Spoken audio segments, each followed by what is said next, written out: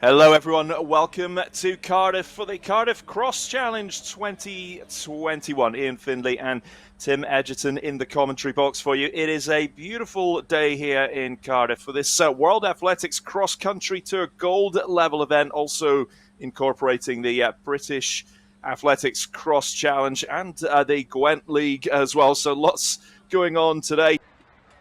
Yeah, middle of the screen there, Jenny Nesbitt, who has made her Commonwealth debut in 2018. A strong athlete. I saw her running at BMC Grand Prix in Eltham back in August, and she was very, very strong there. Should see some good times in the legs. 4:46, Jenny Nesbitt there. We're over a distance of 6,400 meters here. And a few of the athletes have been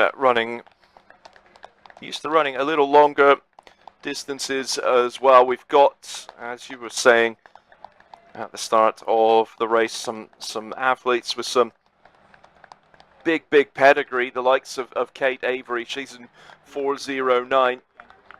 She had a fantastic NCAA career, first British woman to win Division 1 cross country. That was in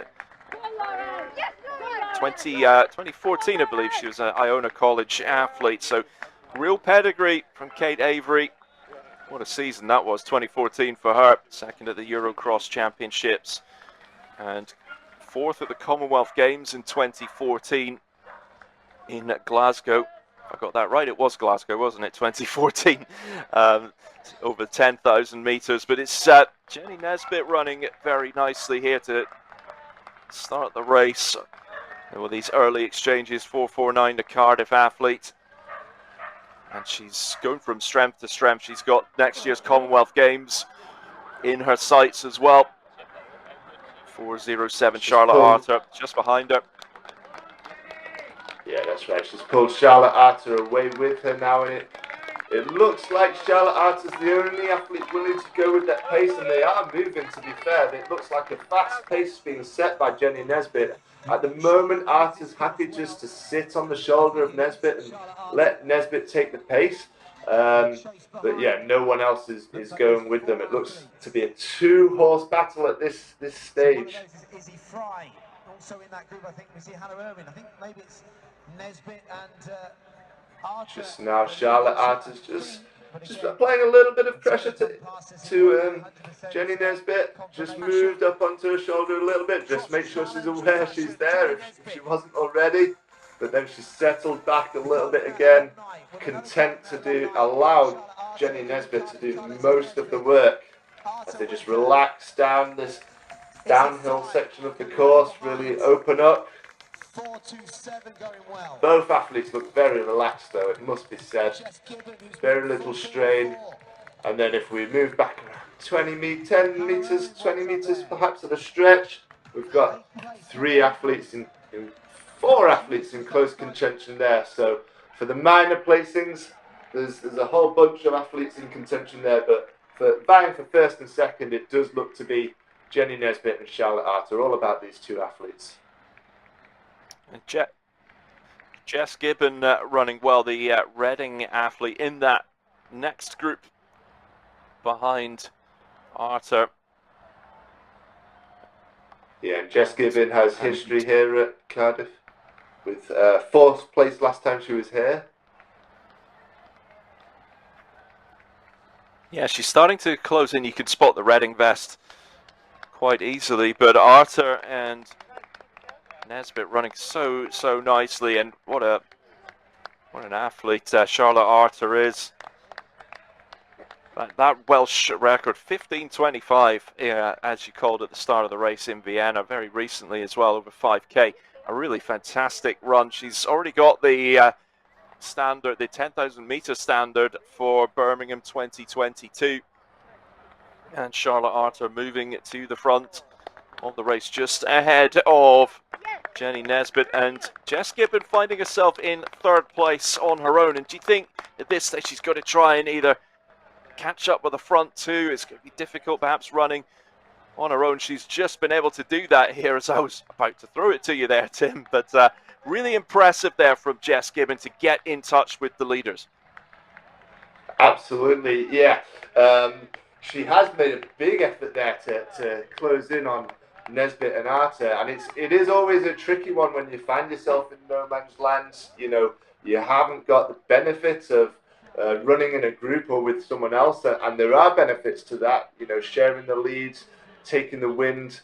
You can definitely conserve energy when you're running with someone else. So if it just depends on the size of the gap. You know, you don't want to expend too much energy in order to catch them up and then be completely spent once you have done. But if it's not too much of a gap to close, then there's definite benefits to doing so. You can settle in, you can relax a bit more with them, and as I say all this, it does look like that gap has reopened. Although I suspect it might be because Arter and Nesbitt have actually upped the pace a little bit. They really look like they're moving here. So I think whilst Jess Gibbon worked well to close that gap, Nesbitt and Arter have just forced the pace a little bit more, and those efforts by Gibbon may have proved to be fruitless, unfortunately for her. Yeah, it was a huge effort to get in touch with the two leaders, and she's still going strongly, but it was like the two Cardiff athletes seen that Gibbon had got into the mix, and they know she's got a little bit of form from here in the past, and they did push the pace. And now we see Charlotte Arter just injecting a little bit more into it, and she's quickly put some distance on Nesbitt here as we're getting to the closing stages of this race. So tactically, Charlotte Arter has got this absolutely spot on. She won here in 2019, and the Cardiff athlete is driving towards the finish line. Charlotte Arter, who won 2 years ago, is going to win the Cardiff Cross Challenge in 2021. And she drives across the line and takes it in a time of 20 minutes, 11 seconds. Jenny Nesbitt in second, 20 minutes and 15. And Jess Gibbon not too far back in third place. Hannah Irwin is going to come through in fourth place. 20 minutes, 0.34. Fantastic 4-mile race recently. Superb running. Izzy Fry, Newbury athlete coming through, and she'll take fifth place ahead of Kate Avery, athlete with a lot of pedigree. Kate Avery, she comes through and takes fifth place there. Inside at 21 minutes. That's Eloise Walker, well done. 4:10, fantastic running. Pippa Bowden. So let's take a look at the top 8 in the Cardiff Cross Challenge 2021. Charlotte Arter in first place, Jennifer Nesbitt in second, Jess Gibbon in third. It was, Tim, a very tactical race. Really impressed by Jess Gibbon getting in touch, but then towards the end, Charlotte Arter driving away and taking the win. First aid again to the finishing straight, the finishing shoot sign. Halfway down, please, first aid. So Arter on the top step of the podium, taking the trophy. A good day for the two Cardiff athletes, but Charlotte Arter winning in 2019. Smiles from Jennifer Nesbitt and Jess Gibbon as well. There's your 1, 2, 3 at the Cardiff Cross Challenge. Thank you. Yeah, no, really pleased with how the race went. Really tough race. I mean, Jenny really made that a tough race. She took it out from the beginning, and in all honesty, I was just sort of hanging on, trying to buy myself through the race, and it came down to a really exciting sprint finish. So, but yeah, really delighted I could take the win. You know, it's been 2 years since we've done cross country, so it's really great to be back. The crowds have been fantastic. It's great having cross country here in Cardiff, and I think, you know, having the part of the world's athletic series now, and hopefully over the years to come they can grow this event and we can have some top athletes from all over the world coming to race here. So yeah, fantastic race. It's always great to kick off the cross-country season here in Cardiff. Normally cross-country, you know, it could be muddy, it could be wet, it could be dry, and personally I prefer the harder, firmer surface, so this was pretty much ideal. This is practically like a road race, but you know, as the year goes on, I'm sure it's going to get muddier for the rest of the cross-country season, but yeah, that's the thing with cross country. It doesn't matter whatever the weather, you just got to turn out and race as well as you can in the conditions and the field you're racing against. The race went really well. I'm really pleased with how I executed and around today. I think Charlotte and we trained together. We pushed each other really far today, and we came away with a great result. I mean, I'm a bit of a sucker for the kind of muddier, wetter conditions, so I was hoping for a little bit more rain, but actually it played into my hands today, and I was able to get a really good run out on the surface. Time now for the senior men here at the Cardiff Cross Challenge, the last race of the day. And it is packed with talent. We're, of course, part of the British Athletics Cross Challenge. It's the opening event of that 5-day series, which concludes in Loughborough on the 12th of March. And this is the first event of the World Athletics Cross Country Tour, a gold level event. Part of 11 meetings on the World Athletics Cross Country Tour. 5 different countries, and the senior men's race gets underway. This one over the longest distance we've seen as well today, 9,600 meters. And Tim, it's such a tough one to call. It's absolutely packed with talent in this senior men's category. Yeah, Hugo Milner did study out at Harvard University, and we know just the quality, the cross-country racing on the NCAA circuit out in the US, and he's graduated now. But Hugo Milner's been strong over 5K this over the last few months in the park runs, but slightly longer distance here. We'll see what sort of form Hugo Milner is. But Jake Smith, the Cardiff athlete, 3rd fastest in the UK over the half marathon distance, and what a run of form Jake Smith is on. He just seems to be running every single week, and he's popped up here in Cardiff as well at this Cardiff Cross Challenge. So really interesting race. Omar Ahmed, 464, the Birchfield Harrier, another athlete to look out for. We see a very big field. There's some Masters runners in as well, which of course is fantastic to see. But much like the under-20 men, a small group trying to control the race, Tim. Yeah, it looks like maybe 5 or 6 athletes there, and they are moving fast by the seams of it. So that it would explain why it's such a small group. You know, not too many athletes are going to be able to live with this kind of pace. Looks like I can see Zach Mohammed in that group. Jake Smith is clearly there.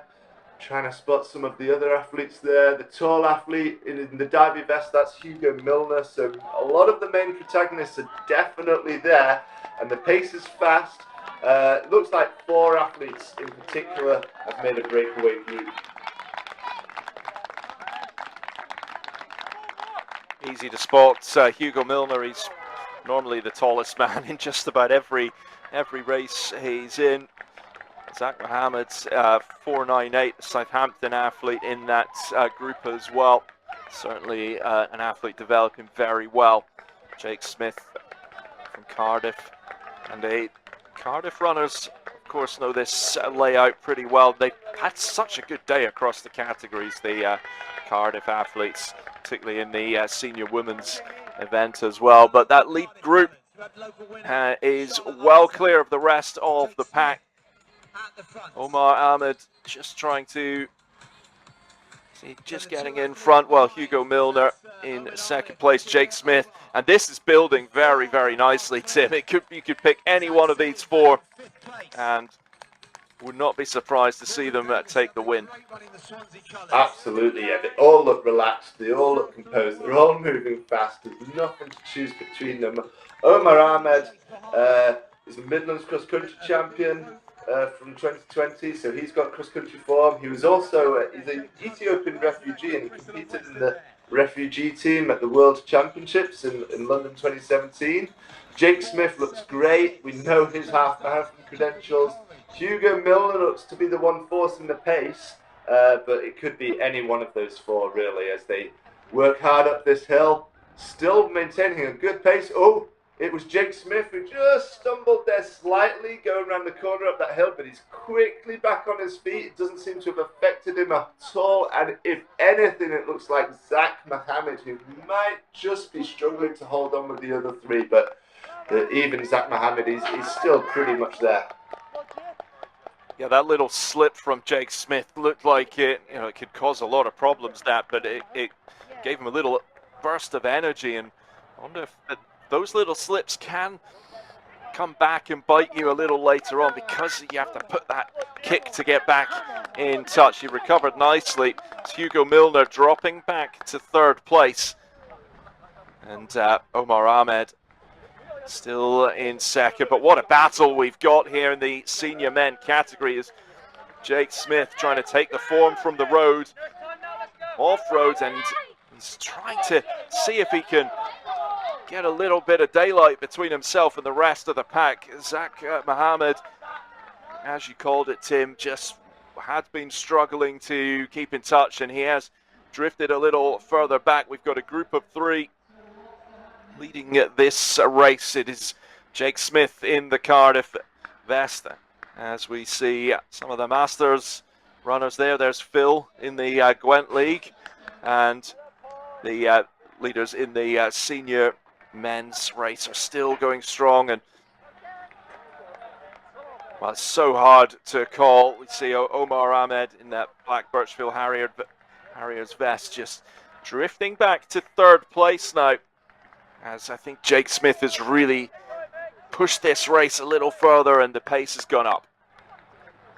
Absolutely. It was Hugo Milner who was forcing the early pace, but the order has changed somewhat, and now it's Jake Smith who is really keen to force the pace, but failing to drop either Omar Ahmed or Hugo Milner, as they're having to also negotiate a lot of lapped runners at this stage as well, which adds obviously an extra dynamic to it.